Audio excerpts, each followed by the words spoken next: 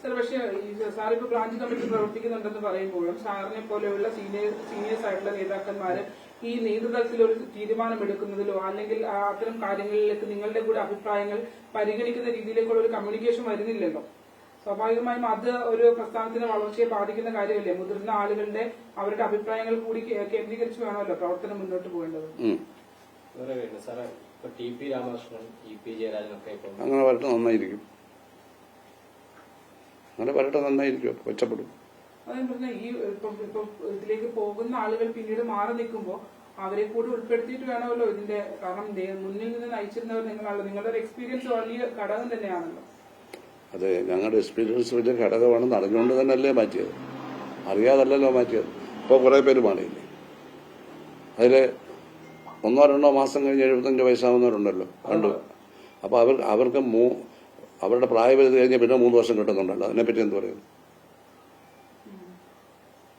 ഇനി എന്നാ 2025, 28 കണക്കും. അപ്പൊ അവർക്ക് 78 വയസ്സ് വരെ കിട്ടുമല്ലോ. അതെങ്ങനെ? അതിനെപ്പറ്റി ഞാൻ എന്റെ അഭിപ്രായം പറഞ്ഞു. എന്ന് 75 വയസ്സാവുന്നു അന്ന് ഒഴിയണം. അതാ പ്രായോഗികം. 75 വയസ്സ് ഏത് ദിവസമാകുന്നു അന്ന് ഒഴിഞ്ഞാൽ മതി. ഇപ്പൊ അതില്ല, എന്നാണ് വരുമായിരിക്കും. അതൊന്നും പ്രശ്നമല്ല. എന്നെ സംബന്ധിച്ച് എനിക്ക് ശരിക്കും ആവുന്നതിന് മുമ്പ് ഞാൻ ഒഴിഞ്ഞുകൊടുത്ത ആളായതുകൊണ്ട് എനിക്ക് അതേപ്പറ്റി കൂടുതലൊന്നും പറയാനില്ല. എനിക്ക് യാതൊരു അഭിപ്രായ വ്യത്യാസമില്ല. അതിർത്തി എന്നൊക്കെ ചുമ്മാ എഴുതാം, എനിക്കൊരു അതിർത്തിയില്ല. I am very happy. കാരണം ഞാൻ ആ നിലയിൽ പ്രവർത്തിച്ചിടത്തെല്ലാം പ്രവർത്തനം ഇങ്ങനെ നിൽക്കുന്നുണ്ട്, എല്ലാവർക്കും കാണാതെ. ഇപ്പൊ ഈ റോഡ് തന്നെ കണ്ടല്ലേ, 1 റോഡ് കഴിഞ്ഞ ഗവൺമെന്റ് ഉണ്ടാക്കിയല്ലേ. പെരുമ്പടം പാലം 100 കോടി ഉദ്ഘാടനം ചെയ്യാൻ പോയില്ലേ. 30 40 വെക്കുന്നു. കാരണം എന്ത് മനോഹരമാണത്. ഇതെല്ലാം കഴിഞ്ഞ ഗവൺമെന്റ് ഉണ്ടാക്കിയല്ലേ. പിണറായി ഗവൺമെന്റിന്റെ ആദ്യത്തെ ഗവൺമെന്റ്. എനിക്ക് ചുമതലയല്ലായിരുന്നു. ചുമതല എവിടെയെങ്കിലും ഒരു പുറകോട്ടടി ഉണ്ടായിട്ടുണ്ട്. സഹകരണത്തിലിരുന്നു, ദേവസ്ഥയിലിരുന്നു, കയറിലിരുന്നു, PWD-യിലിരുന്നു, രജിസ്ട്രേഷനിലിരുന്നു. ഒരു തിരിച്ചടി ഉണ്ടായില്ലല്ലോ. പാർട്ടിക്കും ഗവൺമെന്റിനും ഗുണവും 10 വോട്ട് കിട്ടുകയും ഒരുപാട് പേരുടെ പിന്തുണയല്ലേ കിട്ടിയുള്ളൂ. ആലപ്പുഴയൊക്കെ 9-ൽ 8 സീറ്റ് എങ്ങനെ കിട്ടി? കഴിഞ്ഞ തവണയും കിട്ടി, ഇത്തവണയും കിട്ടി ഇല്ലേ? ഈ പ്രവർത്തനം കൊണ്ടല്ലേ. മുമ്പ് കിട്ടിയിരുന്നില്ലല്ലോ. എത്രയോ ജില്ലകളിൽ 2-3 സീറ്റ് പോയി. അപ്പൊ ആലപ്പുഴയിൽ നിന്ന് വളരെ ഉയരത്തിലല്ലേ നിൽക്കുന്നത് എല്ലാം കൊണ്ടും. അതിലൊക്കെ ഞങ്ങളുടെ പാർട്ടി തന്ന ചുമതല ഭംഗിയായിട്ട് നിർവഹിച്ചു കൊടുത്തവരുടെ കൂടെ പങ്കാളിത്തം ഉണ്ടതിൽ. അത് ജനങ്ങൾക്കറിയാം. ആ സന്തോഷം പോലെ പിന്നെന്താ വേണ്ടേ? ഞാനിപ്പോ കെ പ്രസാദിന്റെ ഭാര്യ മരിച്ചെടുത്ത് പോയി. ഞാൻ ചെന്നപ്പോൾ 6 മണിയായി കാണും. അപ്പോൾ ഒരു 10-200 പേര് കസേരയിട്ട് ഇങ്ങനെ ഇരിപ്പുണ്ട് ചുറ്റും ബോഡി. പ്രസാദ് ഉണ്ട്. ആദ്യം പ്രസാദിനെ കണ്ടു. പ്രസാദുമായിട്ട് ഞാൻ ചേർന്ന് നിന്നു.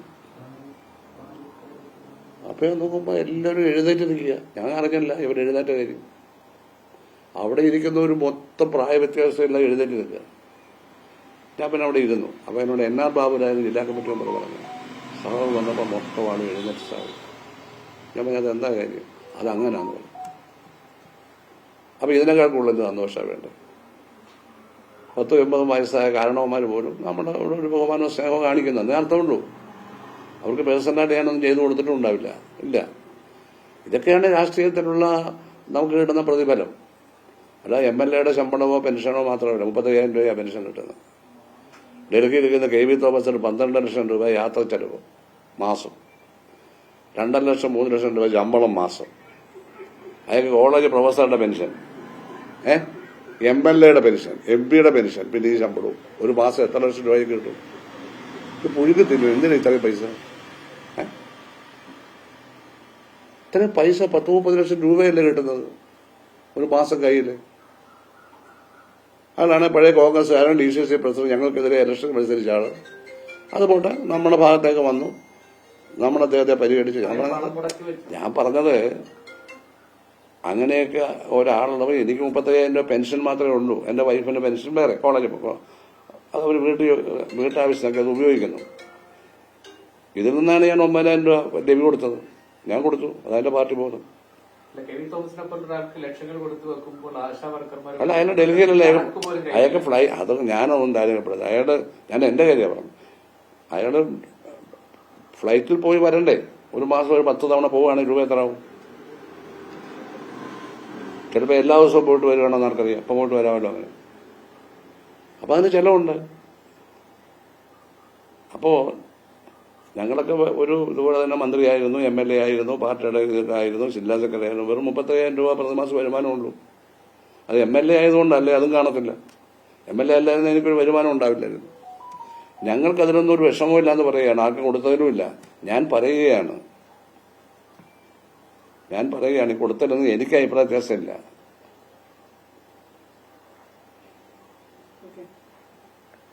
Thank you. തോമസിന് കൊടുത്തതിനെ ഞാൻ എതിർത്തിട്ടില്ല, അതല്ല ഞാൻ പറഞ്ഞത്. എനിക്ക് 30,000 രൂപ കൊണ്ട് ഞാൻ ജീവിക്കുന്നതാണ് പറഞ്ഞത്. അദ്ദേഹത്തിന്റെ പെൻഷൻ എല്ലാം കൂടെ ഇതും ഇപ്പോഴത്തെ എല്ലാം കൂടെ വരുമ്പോൾ കുറേയധികം പൈസ ഉണ്ട്. അതാ ഞാൻ പറഞ്ഞു.